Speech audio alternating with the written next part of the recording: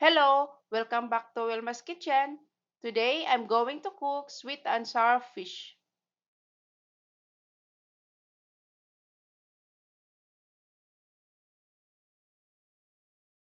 If you like this video, please subscribe and click the notification bell and share. This is our ingredients. Fry already our tanigue, carrots, tomato, onion, 1 stalk of parsley, red bell pepper, spring onions, garlic, ginger, pepper, paprika, crushed chili, vinegar, and we have here 1 spoon of corn powder, ketchup and flour, and mix with like 1 cup of water for our sauce. Salt, not so much, and pepper.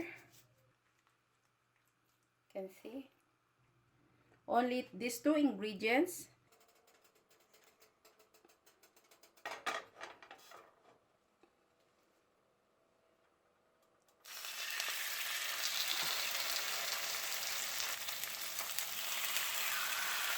We will not overcook our fish, just half fry. See, look our fish. We will fry our fish just like 4 to 5 minutes in medium temperature so that it will cook gradually. Now our fish is ready. You can see.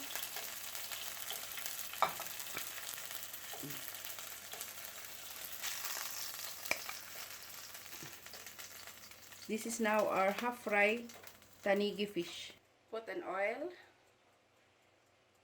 put the garlic, ginger, onion,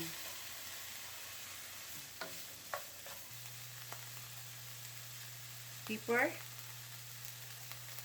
paprika, chili crush, soy sauce. You can smell carrots, celery, tomato,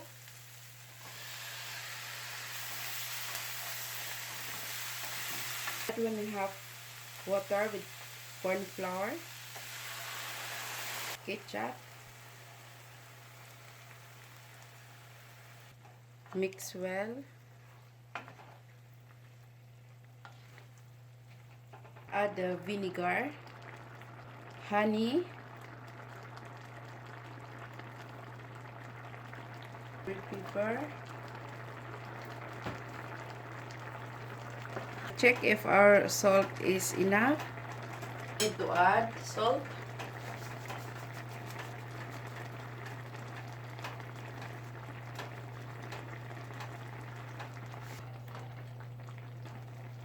Half cooked tanigue.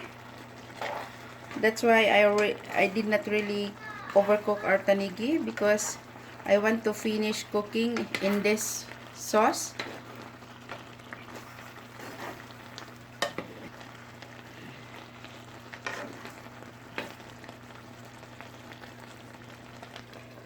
We will lower our temperature after 2 minutes. We'll check.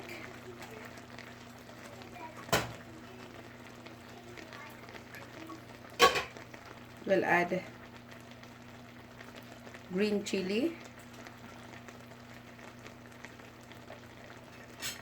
You can garnish with spring onions,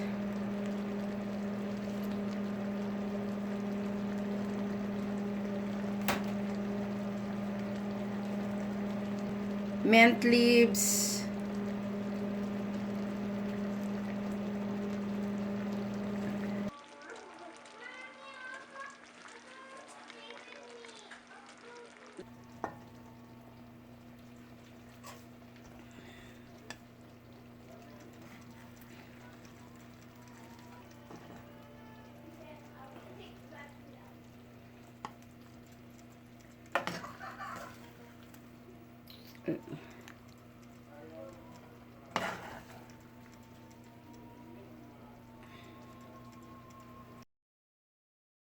Don't forget to like and subscribe my channel and click the notification bell.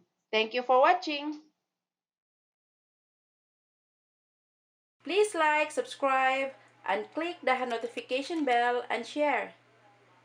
Thank you and God bless.